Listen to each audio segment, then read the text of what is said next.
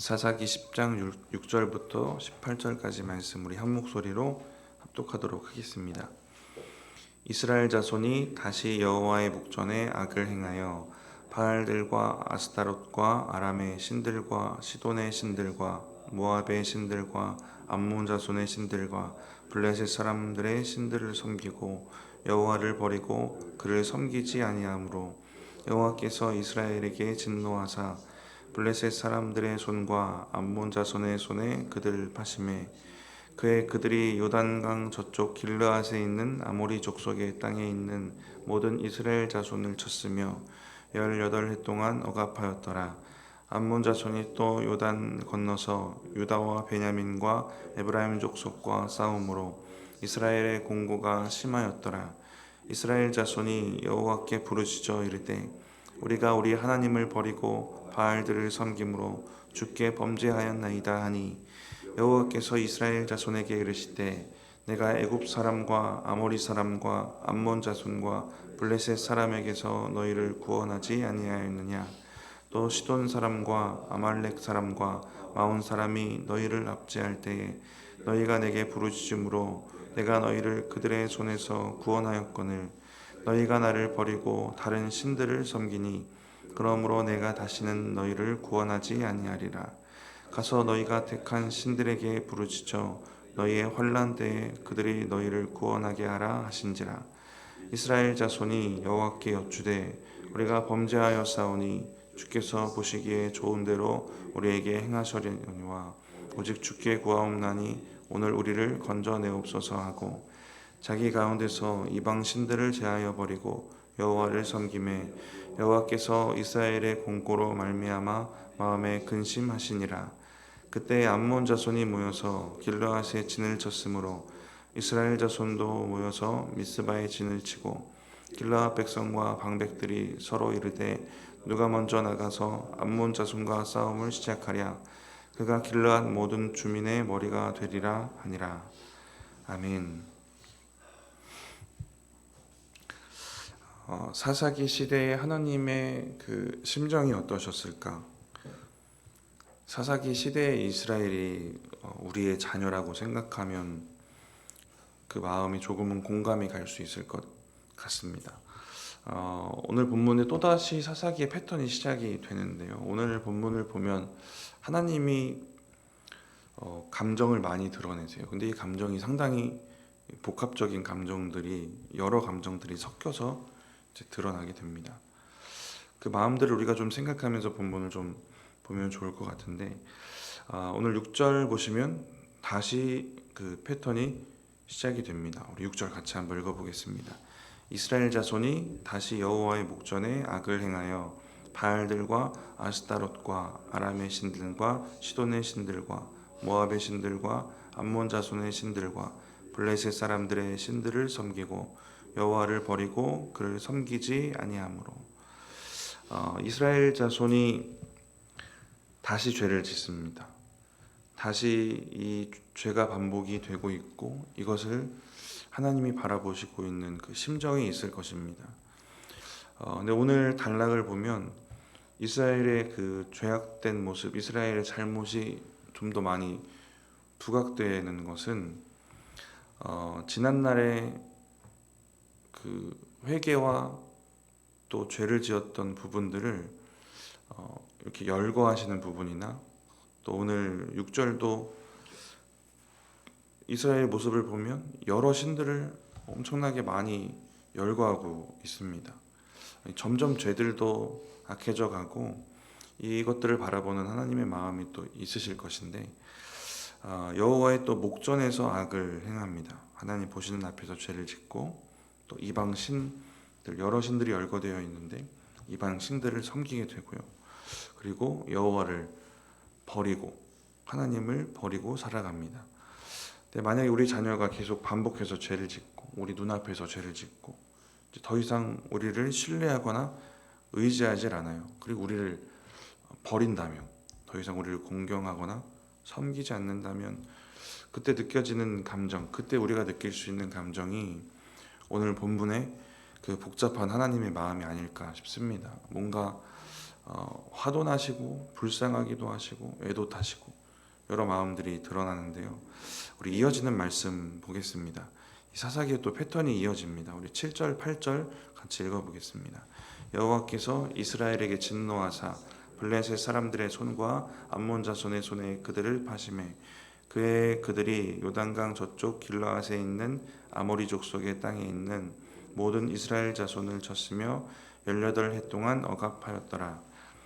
이스라엘이 다시 범죄했고 하나님은 진노하셨고 하나님은 이방 족속들을 들어 심판을 하십니다. 원래 돌아가던 그 패턴대로 진행이 되고요. 그래서 블레셋과 암몬의 그 침략과 지배를 받게 됩니다. 또 이어지는 말씀을 보시면 암몬의 또 세력이 어디까지 미치냐면 요단강 건너편까지 침범을 하는데요. 9절 같이 한번 읽어보겠습니다. 암몬 자손이 또 요단을 건너서 유다와 베냐민과 에브라임 족속과 싸움으로 이스라엘의 곤고가 심하였더라. 요단강 건너서 열거되는 그 지파들 이름이 나오는데요.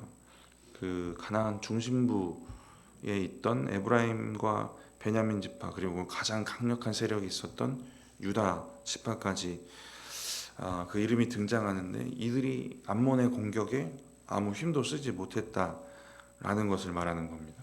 그래서 이스라엘의 공고가 심하였더라 했는데 엄청난 고통 속에 아무것도 할 수 없는 무기력 속에 이들이 살게 됩니다. 그리고 사사기의 그 돌아가는 패턴대로 하나님께 부르짖습니다. 우리 10절 같이 한번 읽어보겠습니다. 이스라엘 자손이 여호와께 부르짖어 이르되 우리가 우리 하나님을 버리고 바알들을 섬김으로 주께 범죄하였나이다 하니 사사기의 패턴대로 이스라엘은 부르짖고 회개하며 하나님께 나아갑니다. 그런데 오늘 본문의 특이점은 하나님의 반응이 평소와 다르세요. 우리 11절 먼저 읽어보겠습니다. 여호와께서 이스라엘 자손에게 이르시되 내가 애굽 사람과 아모리 사람과 암몬 자손과 블레셋 사람에게서 너희를 구원하지 아니하였느냐. 지난날 구원해 주셨던 기억을 이것도 열거하세요. 계속. 그래서 지난날의 구원을 그 기억을 떠올리게 하십니다. 애굽에서의 구원은 출애굽 사건일 것이고 아모리 사람에게서 구원은 바산 왕 옥과 또 아모리 왕 시온과의 그 전쟁을 떠올리게 할 것입니다. 또 암몬 자손과 그 뒤에 이어지는 내용들은 이제 사사들을 통한 이전의 구원들을 이스라엘에게 떠올리게 합니다. 12절까지 이런 구원의 기억을 상기시키세요. 하나님이 드러나는 마음은 뭐냐면 나는 너희를 이렇게 반복적으로 구원했다, 사랑했다. 그런데 너희는 반복적으로 나를 배신한다라는 것입니다. 하나님의 이 실망감과 서운함이 이제 13절에 이제 더 크게 드러나는데요. 그래서 하나님이 이스라엘을 대하시는 구체적인 방법을 바꾸십니다. 이스라엘의 회개와 부르짖음을 듣지를 않으세요. 그래서 13절, 14절 같이 한번 읽어보겠습니다. 너희가 나를 버리고 다른 신들을 섬기니 그러므로 내가 다시는 너희를 구원하지 아니하리라. 가서 너희가 택한 신들에게 부르짖어 너희의 환난 때에 그들이 너희를 구원하게 하라 하신지라. 내가 다시는 너희를 구원하지 않겠다. 그리고 우상에게 가서 너희가 섬기는 우상에게 가서 구원해달라고 해보라는 얘기를 하십니다. 뭔가 이 감정이 드러나는 말인데요.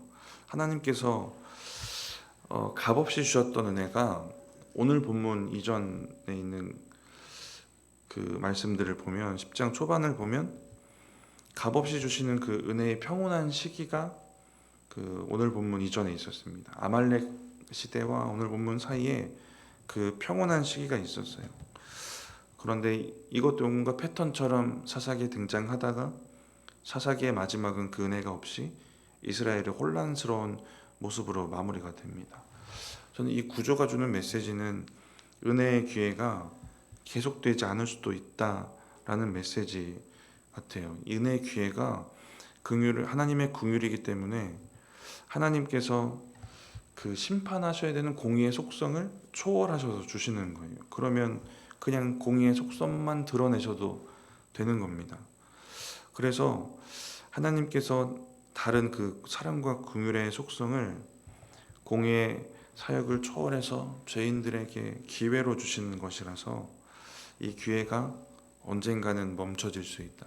언젠가는 심판하셔야 되는 우리 하나님의 그 속성이 있기 때문에 이것이 기회다라는 것을 사사기에 이스라엘도 기억했어야 하는 것이고, 또 우리도 우리에게 주시는 말씀을 또 은혜로 삼아야 될 것인데, 하나님이 인격적이신 분이셔서 오늘 본문에 그 기회를 자꾸 저버리는 이스라엘에 대한 실망의 감정을 드러내시고요, 그들의 부르짖음의 진실성을 그래서 의심하시는 겁니다.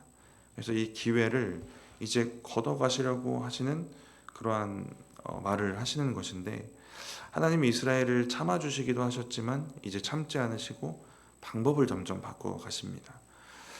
사사 기드온 시대에도 하나님이 방법을 좀 바꾸셔가지고 부르짖음을 확인을 하십니다. 진짜 그게 진짜 부르짖음인지를 확인을 하세요. 그래서 부르짖는 이스라엘에게 선지자를 보내셔서 너희가 내 말을 청종하지 않는다라는 말씀을 주시면서 그들의 부르짖음을 한번 의심하시면서 확인을 하십니다. 그런데 그들의 반응은 확인하지 않으시고 바로 또 기드온을 보내세요. 근데 오늘 본문에는 그들이 어떻게 하는지 그들의 반응까지 오늘 확인하는 과정을 한 번 더 거치십니다. 기드온 이전에는 그냥 부르짖음에 하나님 반응해 주셨고, 뭔가 점점 죄도 악해져 가고 또 이게 쌓이고 쌓일수록 하나님의 방법도 점점 바뀌어져 가는 모습을 이제 볼 수 있습니다. 한 번 더 그래서 이스라엘이 반응을 보이는데요. 오늘 15절 말씀과 16절 말씀입니다. 우리 같이 한번 읽어보겠습니다. 이스라엘 자손이 여호와께 여쭈되 우리가 범죄하였사오니 주께서 보시기에 좋은 대로 우리에게 행하시려니와 오직 주께 구하옵나니 오늘 우리를 건져내옵소서 하고 자기 가운데 이방 신들을 제하여 버리고 여호와를 섬기매 여호와께서 이스라엘의 곤고로 말미암아 마음에 근심하시니라. 이번 두 번째 이 회개는 하나님의 마음을 이제 움직이게 됩니다. 15절, 16절을 보시면 이 회개가 하나님의 마음을 움직였던 이유가 있는데요. 첫 번째는 자기 중심적이었던 회개에서 하나님 중심적인 회개를 합니다. 앞선 회개는 지금의 곤고함을 피하기 위한 자기 중심적인 태도가 보입니다. 그래서 회개의 말 자체는 맞아요. 하나님이 듣고 싶어하는 말이 이거겠구나 하고 하는 말, 이런 느낌이 보인다면 15절에 주께서 보시기에 좋은 대로 우리에게 행하시려니와 이 말을 보면 우리가 죄를 지었으니 주님 뜻대로 하시라는 겁니다. 이 말이 태도를 담지 않습니까? 이스라엘의 말투에 하나님을 향한 경외의 마음이 더 깊이 드러나고, 그래서 이 주권을 하나님께 모두 드리고 하나님의 처분을 기다리는 이 말이 바뀐 것을 볼 수 있습니다. 제가 기드온을 설교할 때 하나님과 교제하는 태도가 좋다는 말씀 드렸는데, 기드온이 하나님과 대면할 때 그 말의 태도가 드러납니다. 자세히 나눌 수는 없지만 기드온의 말투가 누구랑 닮았냐면 모세와 아브라함이 하나님을 대면할 때 사용했던 말투와 거의 같은 단어를 사용해서 하나님을 만날 때 동일한 말투를 사용합니다. 또 한 가지 말투는 에스더가 왕에게 나아갈 때 왕을 존경하고 왕에게 결정권을 드리고 왕을 높여주고 하는 말투로 사용했던 그 말투랑 똑같은 단어로 하나님께 나아가요. 이 말에서 태도가 드러나는 건데요. 15절에 보는 이스라엘의 그 말도 그 회개의 말이 많이 변했습니다. 그래서 이 중심, 회개의 중심과 그 믿음이 변했구나라는 걸 알 수 있고요. 두 번째, 이게 가장 중요한 이유가 아닐까 싶은데 회개의 열매가 있습니다.